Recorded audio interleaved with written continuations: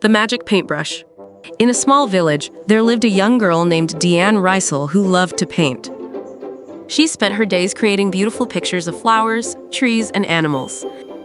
One day, while exploring the forest, she found an old, dusty paintbrush lying under a big oak tree. Curious, Deanne picked it up and decided to try it out.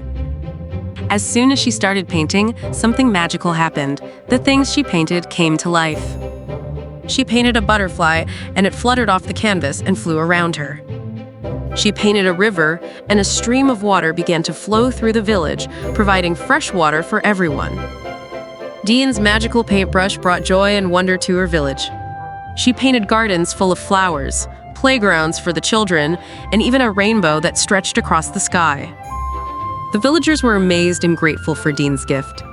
But one day, a greedy man from a neighboring village heard about the magic paintbrush and wanted it for himself.